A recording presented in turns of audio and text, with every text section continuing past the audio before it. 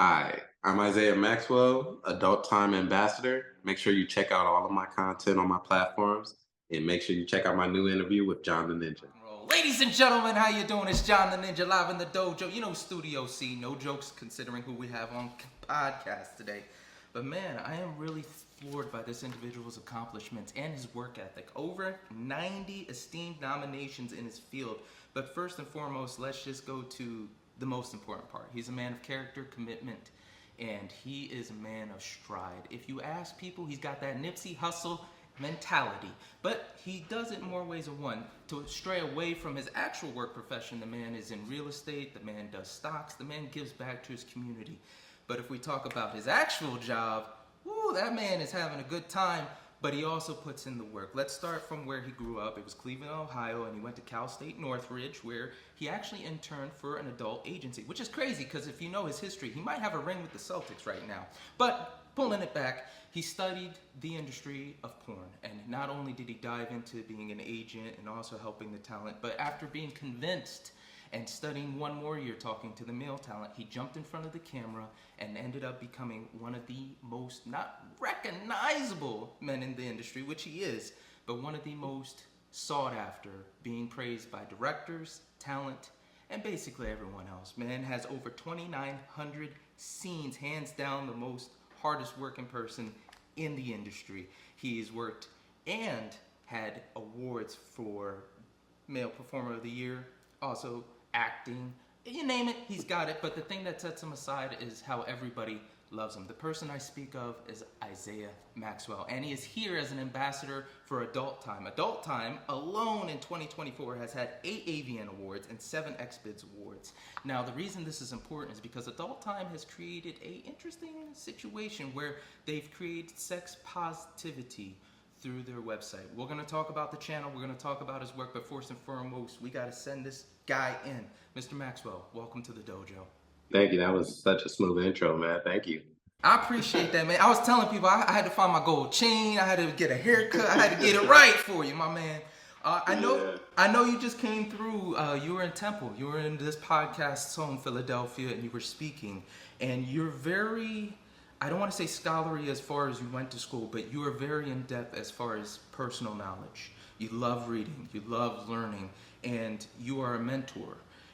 When it comes to these scholarly environments, how do you approach trying to let people know, like, hey, listen, this is real sex versus this is pornography? And how do you like to go back and forth with people on it? I guess it's all in the way that I deliver it and how I communicate with the audience that I'm talking to.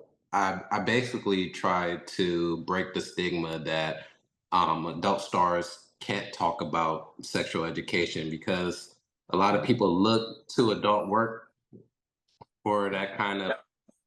Calm down. Sorry, the milk that just came. No, it's okay. It's all good. I try to break it down in a scholarly way just so that, that we could start getting the ball rolling on just more conversations to talk about it and think about it in a professional manner. We have the experience on our side, and instead of looking at the sexual fantasy that we sell, we could actually talk to you about the realism of it versus what you see online in the finished product. We've had Eric Everhard on here to talk about his book and his program where he does the same thing and he tries and helps men, conquer their fears in the bedroom, get over whatever issues. When you're in a field such as pornography, you have the opportunity to experiment, which you did. And you said the first year in, it was basically a learning curve of what you like, what you didn't like. For me, when I started exploring my sexuality, my issues weren't so much of what I wanted and what I liked. I knew that. I think my issue was more so coming to grips of like, yes, I am a sexual being. Yes, I've been a little bit reserved and that's cost me. What would you say is one of the biggest lessons you learned in that first year about your sexuality and what you were comfortable with and what you weren't comfortable with? Well, I was kind of thrown into the deep end of exploring my sexuality in terms of when I started in my first scene. I never been in a threesome before. And my first scene was a 13 man blow bang, which is essentially, 13 of us just getting head from one girl. And I had to come to grips with my comfortability really fast. And so it just it the industry that I'm in allowed me to explore on the deeper side of it at a rapid pace because every kind of scenario was just kind of thrown my way of, do you want to shoot this kind of scene where you're involved with a four-person group scenario, or do you want to shoot this scene where it's one-on-one but it involves anal, and so through those kind of explorations, with the incentive of if you do a good job you'll get paid for it, that kind of helped motivated me in terms of, okay, like I'm willing to swim in this side of the pool and see if I like the water over here, and if not, then I'll just swim back to the other side. um I explored my sexuality before porn in terms of just like having a lot of intercourse where um it was just more of touch, feel, and dirty talking and stuff like that. But I always kind of knew what I like and didn't like. This just kind of provided the opportunity to explore it on an extreme level. That first one with dog fart and London Keys, that's a very pivotal moment. That's a lot of people don't talk about how guys walk into the business and it's usually the gang bang, the blow bang. But considering the talent you were with, all those mentors and Prince Yeshua, man, I gotta have you. You gotta ask him why the Tims, man. Why the Tims in the knee pads? But joking aside, you said something that really threw me off. That is along the lines of learning your comfortability. Like when you first got there, you were taking off your shirt and you were saying no homo. And for people in our culture, we know that's a statement we say a little bit back in the past, but it's more of a comfortability thing. And he said, Yes. bro, everything we do is homo. Relax. He kind of was like put it out there like, hey, whatever expectation you have, let it go. Just let this happen. I was curious with his mentorship and all the things that you studied prior to. You pretty much came in ready for whatever's thrown your way. And along with your studying, like the art of war prepared you to see how people interacted with you. But by default, you're a nice guy, is what you've stated. How Yes. have you been able to combat being taken advantage of, being a nice guy, but still putting in the work, still doing business without people, especially back when you first started, going over and ruining your reputation or putting you in a bad position? You kind of have to curate the crowd that surrounds you and understand when your voice is being heard versus when someone is trying to take advantage of you. So our industry do not question your consent.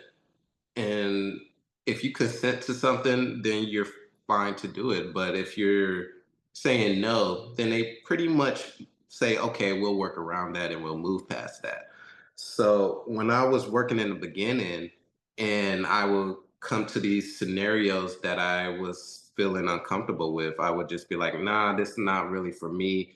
And if we move past it, then that was a company that kind of stayed in my circle. And if we didn't, and then like we came to questions, there was like a time where I was in Prague and it was like, would you like to do double badge? And I was like, no, I don't want to do that. And one of the guys was like, why don't you want to do that? And I was just like, well, that's not for me. And then he was like, well, why not? And I was like, well, I don't really want to get into the whole philosophy of why I don't want to or do want to. And then he was pushing it, and then everybody else just kind of jumped in and was like, yo, kill that noise. Like, we're not trying to get into this conversation right now. Let's move past it.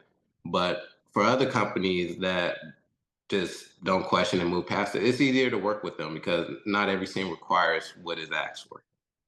And I give you a lot of credit for being able to stand your ground because it's seen back in the day. We have to really talk about the radical change in pornography and how it's become more positive. But it was a lot of taking advantage of people, peer pressure. Like, bro, you gonna hit that too? Like, come on, man. Right. But it's so fascinating. We have to hop it back to when you were the intern. First off, how the hell did you meet Neo? Like maybe what was it? First week at that spot, you were meeting Neo. Man, I met Neo. What was happening that you walked in? Was it just a chance surprise? Was he on the roster? It's so funny because in that internship, I'm so naive to everything. Like the reason I even went down there was because it was like you're gonna work with mainstream stars, red carpet events, and it was like key points in everything that we took notes on in college. So I don't know if he just took like the college notes and put it in like the job description, and I was like, okay, this makes sense.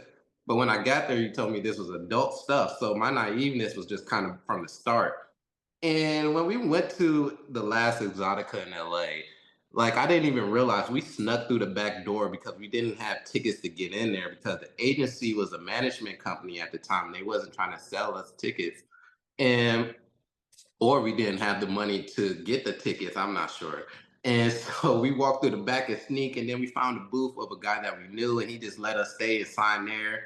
And then yeah, my boss was like, "Yo, just take these girls out." And so yeah, back then it was just real cool because I was like willing to do it all, and like I didn't question much, and I was like, "Okay, bomb, let's get in there, let's figure it out, let's get to the front row," and then we're in the concert. But that was the perfect combination between somebody that's willing to work and the agency that's willing to give them the tools that they needed. And you were able to be an agent, you were able to be a publicist, and you were able to do all these things. I think what I really am very focused on when I listen to your story is the fact that you dove into the industry. You really studied it. You know everything from the .com era starting to the tube era issues back to when contracts were the only thing in the 90s and then even beforehand. Was there any mentors that were really integral in teaching you the history of pornography when you were studying and when you were working as an It would have to be from definitely my agency days of when I was just behind the scenes talking to the producers, the radio show hosts like Ginger Lynn, Christy Canyon, and just kind of talking to them about the history of porn. And it translated into my performer side. But yeah, I mean, a lot of the OGs are still around. So I mean, Prince Joshua came in through the .com boom era, and then Lexington Still's been around since the VHS era, and Shawn Michaels started the year I was born. And so like talking to these guys, they had a lot to share. And just like, I met Tony Fontana at the XRCO Awards, who was like the man back in the 70s and 80s. And so like, they always brush me up on history because I'm kind of a historian at heart. And so like, I love to just ask, how was it compared to then versus now? And like contrast and compare. I'm all into it. well, we're gonna have to speak the history of hip hop because that's why you did the internship, wanted to do publicity, you wanted to do the magazine. You know what? Let's hop on that now. I need to know your favorite hip hop artists. I know 50 Cent, you know, Get Rich or Die Trying is your favorite album, but there's always those artists that hit us on a deeper level. If I got my five ready, it's always gonna be Eminem, Biggie, Redman, Wu-Tang Clan exclusively, not just Method Man. We talking the Clan. Thank you. Thank you. And I do throw in Tupac, but I gotta say DMX. Something about DMX and the way he is and the way I am, my friends just automatically categorize us together. But Ludacris is in there too. So, you know, who are some of the hip hop figures that you liked, that you were thinking of like, oh, I want to write about when I go into this? Oh, okay. My all time favorite is definitely Rakim. And then it would have to be like 50 was my most influential in terms of like when his album dropped, where I was, and like the impact on what I thought.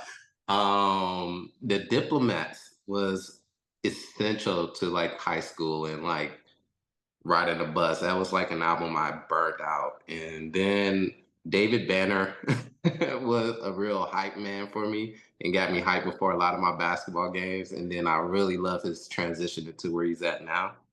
And then I would have to say my fifth is probably Jay-Z. He helped me mature the most out of all of them in terms of like going from the Blueprint 3 onto his other albums. I was really like into like that transitional phase. And you really don't get to talk about the sports you did. I just out of respect, I don't want to mention names, but we know who was the soccer star in the house, right? So I was curious. Just on principle, people assume because of our ethnicity we play basketball, but you know, there's a lot of other sports that we're accustomed to as Americans that we love. People don't know I play baseball and I love talking trash. Like I know my terms in baseball. And then soccer's God, I miss soccer. Basketball and soccer I miss the most. So what were the sports you played growing up? Yeah, I was a blacktop legend, especially. I probably peaked out in my mid 20s, and but growing up, we played a lot of football. Like Cleveland was a lot of fields, and so like you had areas to throw football in, and yeah, we used to play that. We was playground kids. There was no internet around like that to keep us distracted. And if he wasn't on like the N64 GameCube, but then we was out on the playground on a blacktop or throwing the ball in the field. We We got played baseball in the park too, and everything. We just didn't really have that many schools that had that many teams that was like recruiting us like that. So if you wasn't that good, you wasn't really getting recruited. the fact that you're able to be able to use your time so brilliantly. And again, you've said you've read a lot of books, you've read a lot of autobiographies, and that's helped you cultivate your mind. I wanted to know, how do you go about scheduling your days now? What takes priority? What is a must? What is okay? You know what? I want to make sure I don't have another dopamine lack situation where I'm out of my personal space zone, whatever, out of my energy. How do you go about it, and what books really set in mind like this is how I should go about And when it comes to reading and everything, I try not to overdo it, like where I'm reading so much that I disappear from the outside world. I'm frugal in the sense of I like to pick my activities in terms of what doesn't cost the most to do. So that's why you always see me outside hiking, or you'll see me doing a book, or somewhere at the gym. Just kind of like that kind of growth, just improving myself. But when it's come to like a big book, like right now I'm reading Cast by Isabel Wickerson, and that's a pretty thick book in terms of that. And so I break that down into days of like, all right, let me look at the table of contents. All right, yeah, this is in parts. And so, all right, I see where her main part of the book is. I see where it's getting intense. Okay, I see this first part. I could break that down in a night. And then the second part, I could break that down in a day. I don't got time for this because of my scene. So I'm gonna have to. And so when you read a lot, you understand the pacing of like how much you could really do in a day, or like you kind of like go about your speed. I tell people start with a book with big print and then like work your way down, and then don't you a book one book a week is fine, one book a month is great. I mean, the national average is like 2 to 3 books like 7, 8 books a year. So it's like you're doing a lot if you're just doing it, period. So it's just all about doing it. But when I'm scheduling, I just notice that I do go in waves. Like I'll read a lot and then I'll go dormant for a bit and then I'll come back to it. I give you a lot of credit. 7, 8 books a year is crazy to me. I'm like, yo, I got work. I'm willing to put in an hour, but come on, that's still a lot. I mean, there's small books. There's day reader books. Those count. That's not a day read for me. I've done it, but it's not a day read. I hit 50 pages. I'm like, all right, cool. That was a nice time in my life. I got to take a break. Considering my future profession, that is a crazy statement to make. But you know, considering that you are in this industry of pornography, a lot of crazy things can happen. Maybe more so than rock stars. I've had rock star stories that were borderline pornographic, and I've had pornographic stories that were rock star status. It was amazing. And it always interests me to hear the stories that catch you guys off guard. With something that happened, it's like, you know what, I never would have anticipated. I remember one story you were talking about, the girl had a situation on her face, and she was trying to kiss you, and I'm like, me as a germaphobe, I'm like, yo, you just pushed her off, you're a better man than me. The fists, the kicks, the martial arts would have been out there. Like, no, it's not happening. Work with her yesterday too. So, what are some other stories like that you can laugh about, or maybe even at the time you were kind of like, how disrespectful? For now, you can see the humor in it, because you guys, you have such a fun time at work. It has to happen often. Just got to be professional about it because nothing is ever meant to be done on purpose. Like things just happen, and so like I said, or like when you mentioned earlier that when I kept saying no homo, everything was like my Rico was like, hey man, everything is all homo. I mean, it's like it's cool, you don't have to think about it like that. And that's because nobody is trying to make you be anything that you're not. And so like accidents happen all the time where male performers could be trying to come in, you get splattered, and or like the direction of the wind just throw it your way, and so you got to keep your professionalism. And if you're on like a threesome scene with another guy and he don't and this angle is off and it catches you on the leg and you haven't went yet, if your professionalism isn't there, then they'll throw your whole game out, and then you won't be able to complete the scene. And like it's not there to like throw you off unless if you did it on purpose. That's a whole different story. But it's like for the main part, you gotta just understand that nothing is done on purpose to like try to throw you off. It's just there the things happen. Do you have any fan no's? I was talking to Aaron. We're not gonna put his performer name out there, but I was talking to Aaron. He said something that also threw me off. He said, when somebody that's a fan just walks up and kisses him, he kind of like, "Hey, what? No, that's not okay." And of course, people that aren't in the industry, us non-performers, us civilians, we find that, well, I could see why they were confused. Like, oh, you're willing to do all these extreme things with somebody, but a kiss, and then they don't get the idea of consent. Who Right. you are, what's happening, where's our setting. So what is something that you're kind of like, no, that's not okay, fan.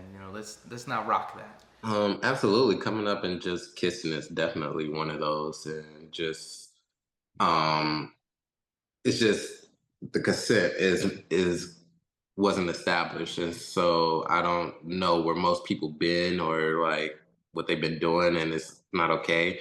Um, and a lot of times it's not even that. It's just when I'm walking to a red carpet and a girl that I know is trying to come up and kiss me, I'm like, I get it, but you have so much makeup on. And your makeup transfer from your face to mine. And when I get to red carpet, you just see like this whole outline around my face because you wanted to make out real quick. And it's just like time and place. But in terms of hard nose, it's just like, yeah, the groping you don't do. I wouldn't grope somebody in public that didn't know I was coming from behind or didn't see me coming or like, or didn't ask for it.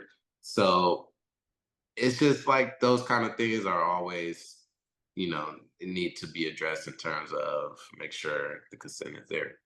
Does the respect of which coast you're on also change? Like, I know, like, over on the West Coast, people are a little bit more like, hey, I know you from somewhere. They try and hide it or mask it. But over on the East Coast, we're pretty straightforward. It's like, hey, man, I know you. You that porn star that did the girl I like.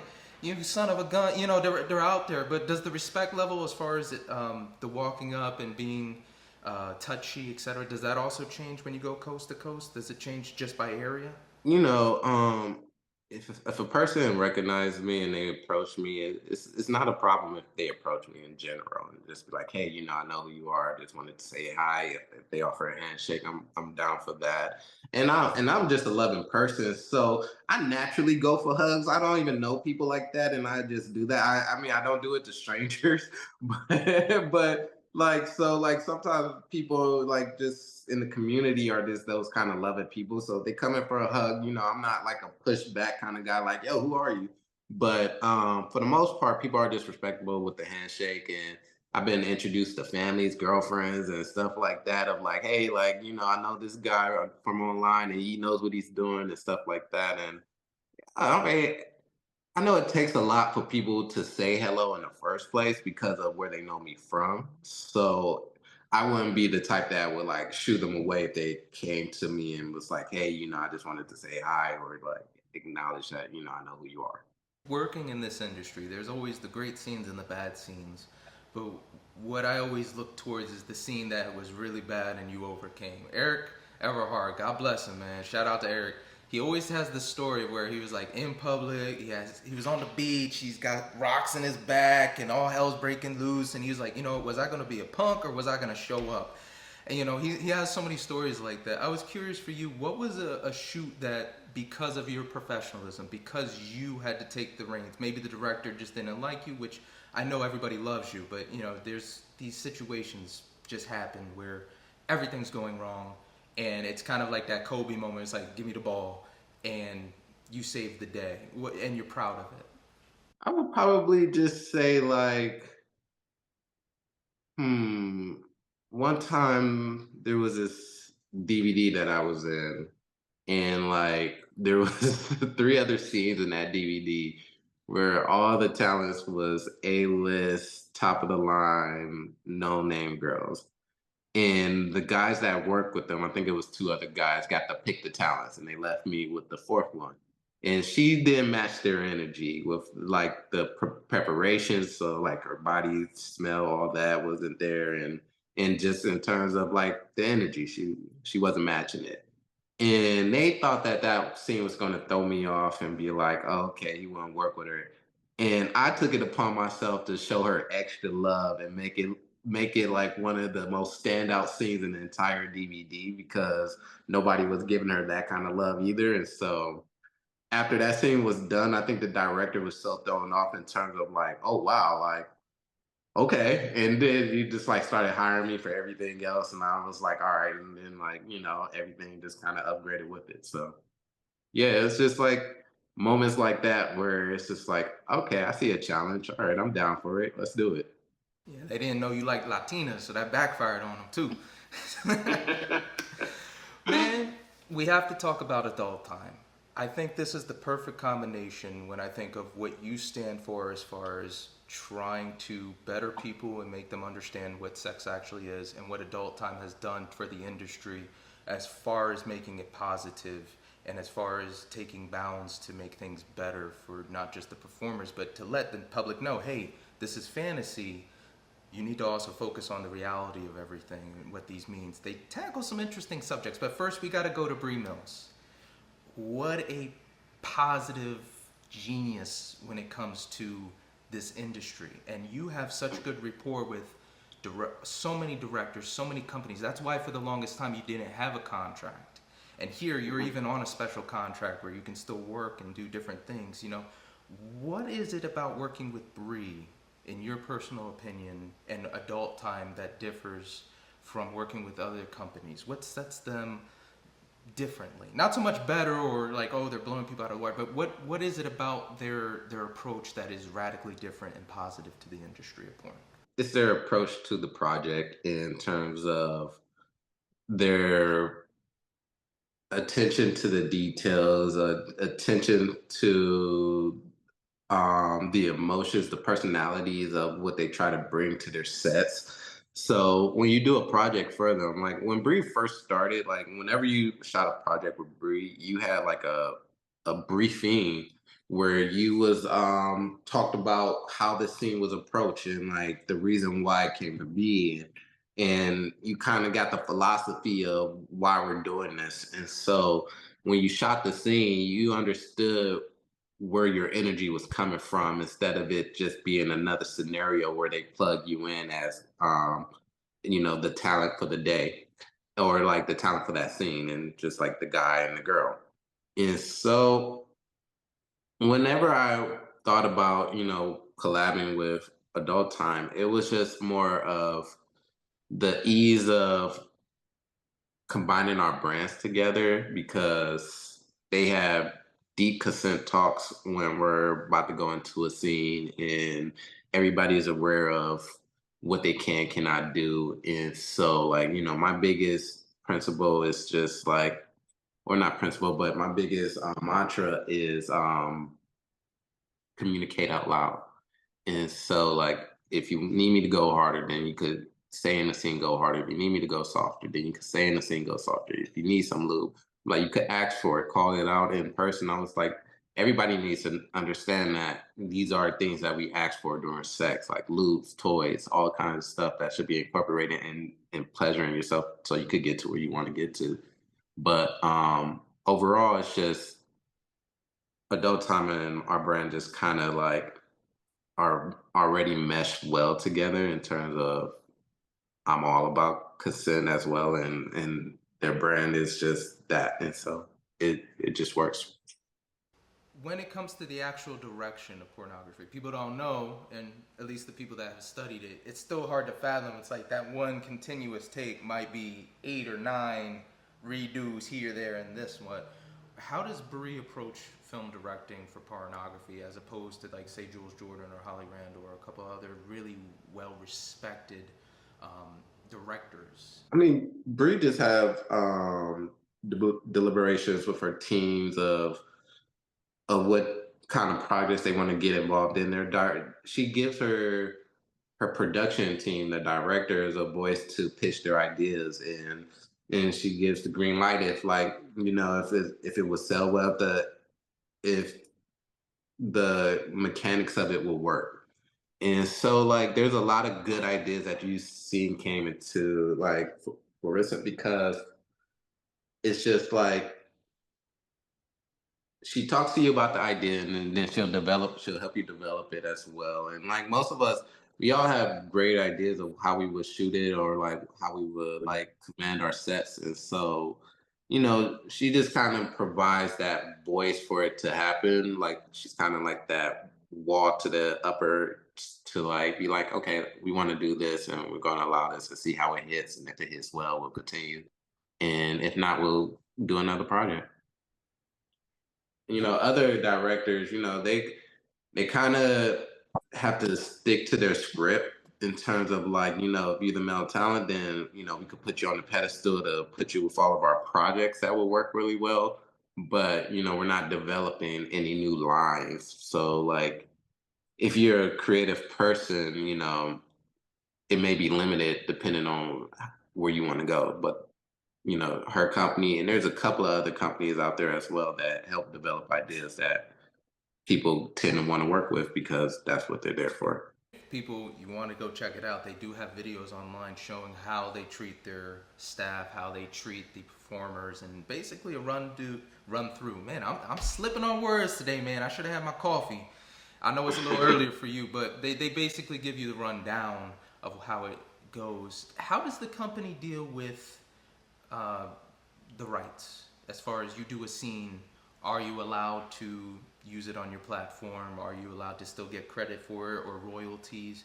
Does Adult Time do it a little different to where back in the past, once you did the scene, that's that company's scene and you just got that one-time payment? Do they open up the door to, hey, you know what, you did a scene with us, we can't give you royalties, but we can give you the rights to use it? Right. No, not necessarily the rights to use the scene, but royalties are in the form of like affiliate links now. And so, we're set up those kind of pages. So when you're promoting your scenes, you're using your affiliate links, which gives you a percentage of the sales that happen or occur because of the traffic you driven to that site. So, that's why you see me tweet a lot of my scenes for Adult Time Out with my promo link because all my fans just kind of go there and then I'll see the sales happen from that. Um, but in terms of like royalties, it's just that was a time back in like the days when the sales kind of matched the ability to do it. So like 80s, 90s performers was offered royalties of their scenes that they did because they was making the money to give them that. And I mean, the royalties could be as simple as $1 a sale, but it equaled up to a large amount. But the way that streaming sites are out now and how costs are basically driven down, the porn video market is now saturated. Those videos that was once sold for $25, $50, $75 a rental are now being sold for $5, $3, $10 on new releases. So you can't really do $1 a sell anymore because nobody will make any money. And so, yeah, those energies have just kind of transferred into different forms of basically like affiliate links. Something that I appreciated about Adult Time is they tackle very sensitive subjects, whether it's with pure taboo, whether it's, hey, transsexuals are people too. They have the right to be heard and seen. And if you have that lust for whatever, they tackle every single thing that they can, whether it's cartoon, whether it's interracial, etc. But they do it in a way that's tasteful. And they do it in a way that lets people know this is just strictly fantasy. Anything past this is not okay. How do you think, or at least if maybe they told you, how do you think they've been able to present these sensitive subjects that there is a lust for in a way that's tasteful, where it's not, say, some of the earlier 2000s videos and companies where you would see the girl getting abused just for the sake of what they said art, but it really wasn't art. Here, there's an actual a story. There's a line to this. There's an end to the game. How does Adult Time cultivate this in a safe way for others? Well, it just probably goes along as them listening to the people that they hire and talking to them about the approach of the marketing of it. And what sells well, what doesn't sell well. Um, when we was shooting for our cover of the ambassadors that be coming out in a couple of months, Emma Rose was on set, and we were shooting a reel, and in the way that it was constructed, it just didn't flow right. And she spoke up and said something, so we changed it after that, and she helped us avoid a conflict down the line or a slippery slope that could have just led somewhere that would have put me in a hot spot. That was just kind of her protective way of being like, let's not get you caught up in a scenario you don't want to be in. And so it's just when you listen to somebody, then you kind of avoid those kind of situations that would put you on the hot seat. Something you said, you won Male Performer of the Year for AVN, and you've won a lot of awards. You've done the speeches, you walked up there, but the thing I really loved about that video, other than the fact that you got a standing ovation, Alexis Fox came over, you could just see how happy Abella Danger was. You walked up and you said, and this is not verbatim, please forgive me, we give a lot up to be a part of this industry, but we are the damn best at taking care of ourselves and making sure we're okay. And that always it struck my heart because that's something you hear, you're putting yourselves out there at the most intimate level.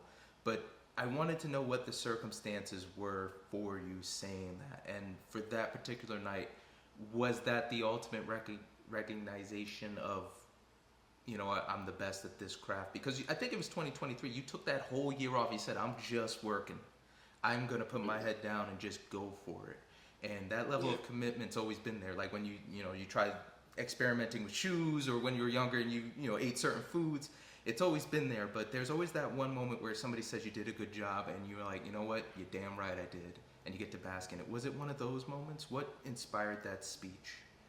The inspiration was just I I remember it came down to just saying nobody celebrate us like us. And the reason I say it like that is because, it's the AVN, we call it the Oscar of porn, and like, we call it that. And when you talk outside of the community circle, it starts to get real kind of like, oh, you won that sex award, and like, like you did that good. Like it comes with backhanded compliments. And so when I said it like that, it was because we understand that when we talk about our scenes, when we talk about our projects amongst each other, we could really celebrate it because we understand the hard work that goes on behind the scenes, the everything that led up to the finished product. And everybody just sees the finished product. So when we like celebrate each other, we really mean it. We like, yo, congratulations. We understand how hard you work for that award, and we know the time and the amount that you put in. We know the sacrifices that come with doing this job in terms of family and social relationships, and so when it really comes to celebrating, I'm like, let's look at each other and really like this, like hold it up for one another because we understand how hard it is. And you have stories of people that, and not just yourself, but other people, like you lost friends over this, man. You lost Oh people yeah. that you're like, hey, really? But Yeah. I do like the fact that your family stuck with you. It's weird Yeah. who stays and who doesn't, but your family's got your back. I mean, Uncle was a little bit like, you want to come to church, come back to church with me real quick. Can I ask a personal question? Please don't feel obligated. Religion, and this is aside from your work. There's an idea that most of us in America just have this belief in God, whether or not we, acknowledge it or not. Growing up, especially in that area where you were at in Cleveland, that's a very heavy, like, most of the families, yeah, we believe in God, we go to church, even if dad doesn't believe it. Where Yeah. where are you spiritually as far as existence and religion? Do you have a belief in the universe? Do you have a belief in God? Where are you on that spectrum? Because a lot of the people I've spoken to, I can't relay names, you wouldn't know. It's like, yeah, man, I'm a practicing Catholic. I was like, really? That's cool, man. And it's like, so you're singing about Satan, though. You know that, right? Those Mhm. little nuances. I would probably just say that my respect for religion is there. I'm not practicing, but I love the teachings of it. I'm a big golden rule kind of guy, confirmed Catholic. And I don't know. I would say most of my beliefs are adopted more from Hinduism. And so I do believe in reincarnation and just kind of karma and just kind of like, what you do in this life transfer over into like basically what you wanted, what goes on to your next life. That's why I said, man, I must have either did something really good in my past life. And so like, I'm just reaping the benefits of it. So I'm being really nice in this life to continue it going in the next life or whatever I choose to do in that one. You got a scene coming up with Christy Canyon, and Yes. she was one of those people that really helped you with your learning and indoctrination. And one of the scenes that really, or at least people, let's say people that really catapulted you to be able to do Yeah. the work you did was Lisa Ann. And not Yeah. only did you retire her, but then you brought her back. You've been very fortunate with those opportunities with those women. And I wanted to know, was there a particular scene that to this day still defines who you are as a performer, as a worker? Was it Lisa Ann's scene when you retired her and then, all the floodgates and the doors open to all the brazzers and the different companies? Or is there a scene that holds a really special place in your heart of like, that is me at my absolute best work? I think me working with Lisa Ann for the first time for Dog Fart was the scene where I was like, okay, I could do this. Because when I worked with her, my nerves at that time was still up and down in terms of like getting nervous. And so when I worked with her, I was like, oh man, I already know I'm gonna be nervous for this scene. Am I gonna get through it?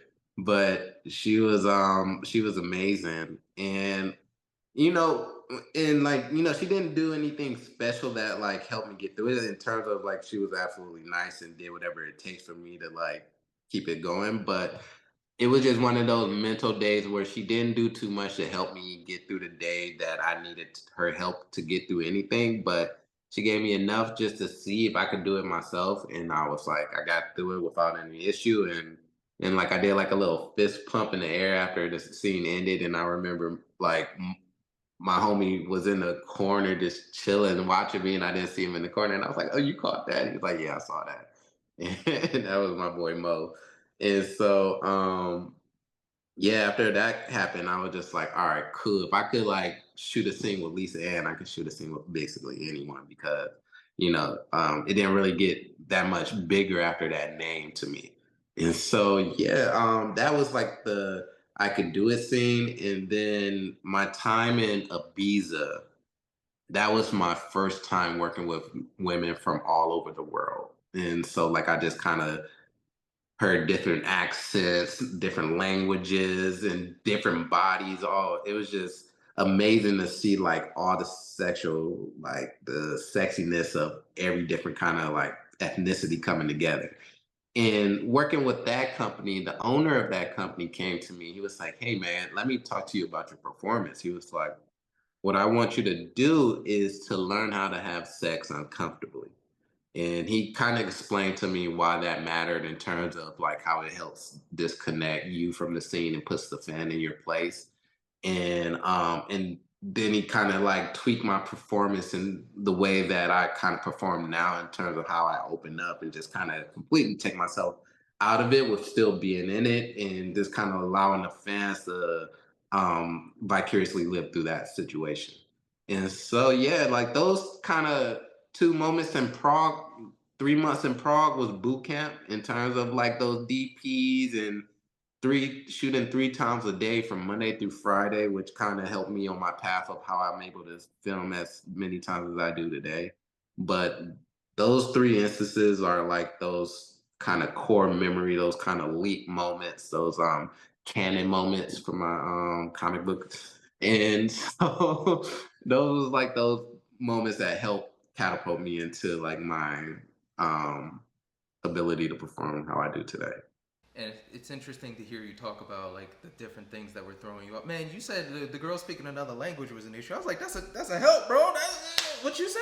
It wasn't. I didn't say that was an issue. I was just saying that was new, Oh, and so it was just like that was all stimulating, and it was just like, oh, okay, cool, cool, cool. this industry has afforded you so many gifts, opportunities. What's the best gift porn has afforded you? What is the one thing you could say with your life? Like, you know what, I got financial freedom. You know what, I got to have a good time. You know, what is the one thing you always go back at the end of the day? I'm grateful for this that porn has given me. Pretty much a second chance in terms of I didn't really have a great job prospect outlook because of just like situations I was finding myself falling into.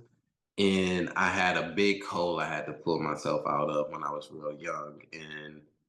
And porn just kind of helped me climb out of that hole and fill it up with dirt and don't, I could just walk over it and like start a whole new path. And just like I matured through this industry. This industry has saw me when I was a baby in like a mindset of like even when I was in Ibiza on the last day, they couldn't find me because I was like in some girl's room trying to get head real quick because she don't film boy girl on camera and like I'm about to miss my flight and they like yelling at me on the drive over like, yo, do you know how important it is? You're out of the country and blah blah blah blah blah.